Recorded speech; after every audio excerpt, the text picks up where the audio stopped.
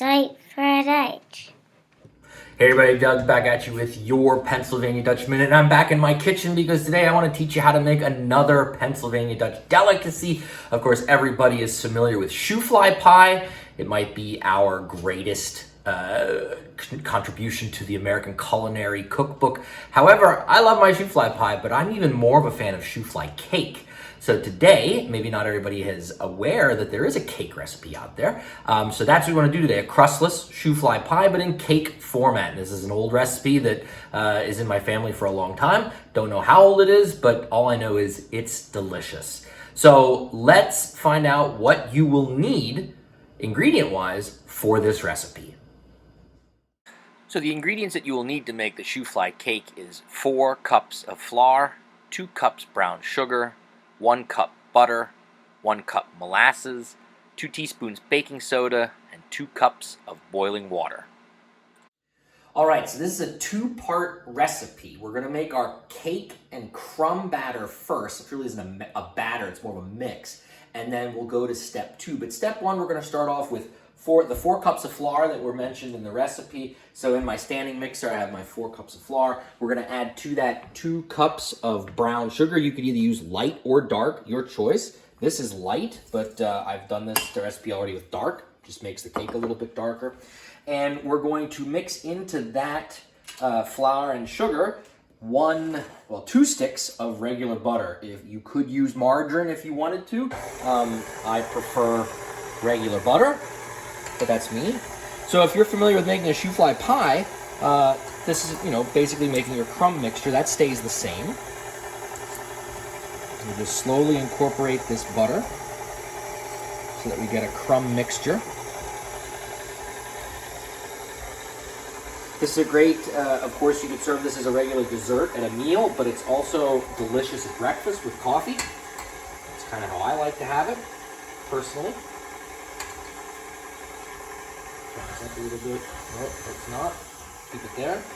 So I'm just going to keep adding this butter until I get it all in and incorporate it, and we'll come back and check out what it looks like when it's done, and we'll explain then the next step. Okay, so our crumb mixture is done. We'll turn the mixer off. It is the sugar, the brown sugar, the flour, and the butter have all incorporated into a typical crumb mixture. So what we need to do now is reserve 1.5 cups of the mixture for topping of the cake before it goes in the oven. So 1 cup, you don't have to be too precise with this, but 1.5 cups. That's a little bit much. How's that? 1.5 cups. So that we will come back to. So now we let this sit and we go on to the second part of this recipe, which is our molasses mixture.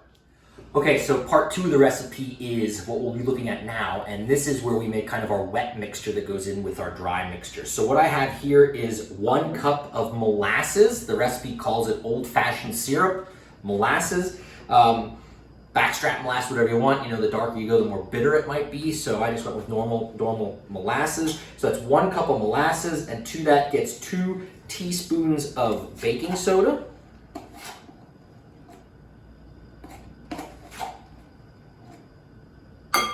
And then 2 cups of boiling water.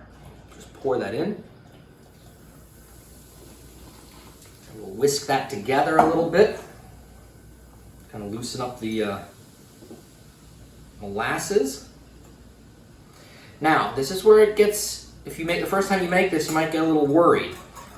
We're going to dump this now into our dry mixture. Unlike a normal cake, this batter is really runny. It's really liquidy. It's not a typical thick cake batter.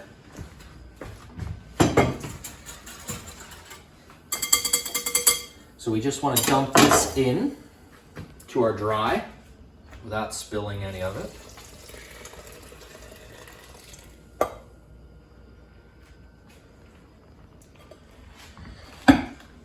Put our paddle back on, and we'll incorporate this slowly. You can see just how runny this batter gets, but that's okay.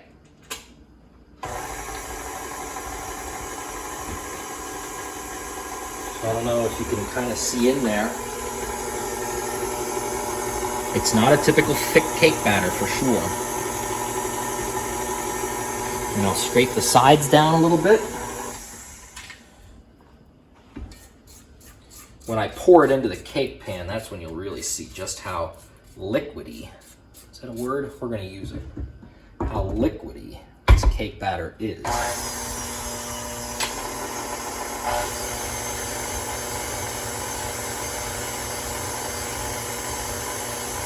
That should be good enough. Okay, so crack this up.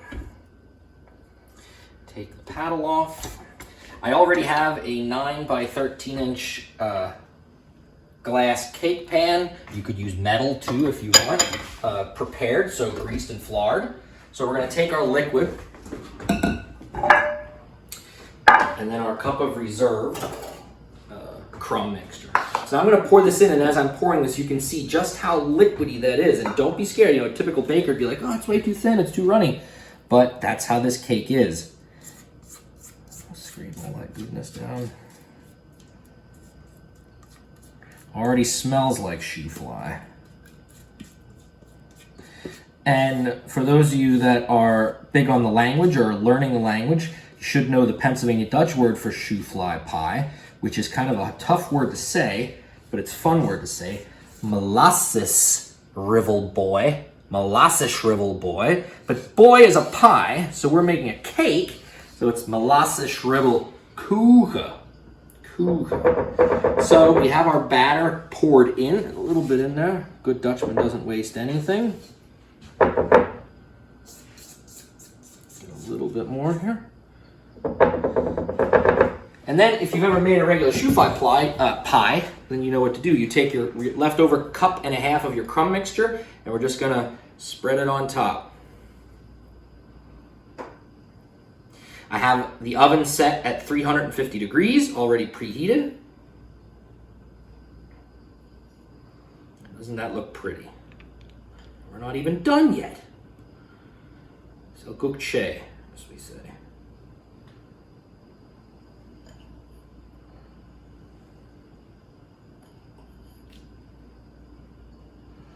So we're gonna put the rest of this on, try and make it look a little nice.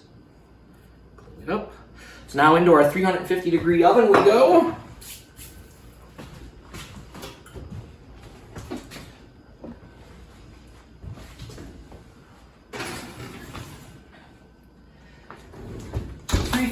For 45 minutes.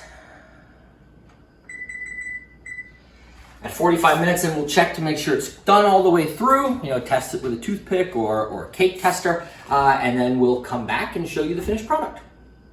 Okay, so the cake's been in for 45 minutes. As with any cake, your oven might vary, so it might take more than 45 minutes. Just always do the good old-fashioned toothpick test. I already did that to save time.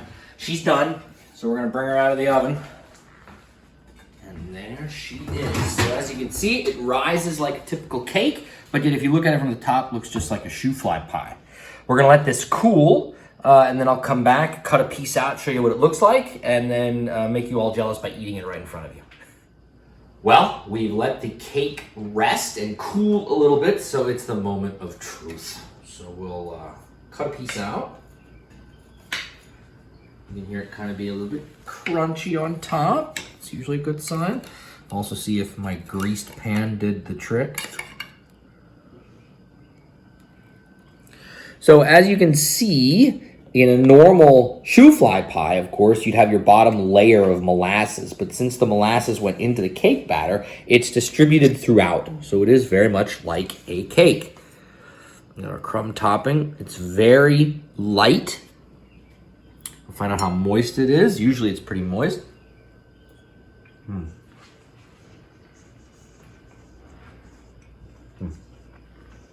Great.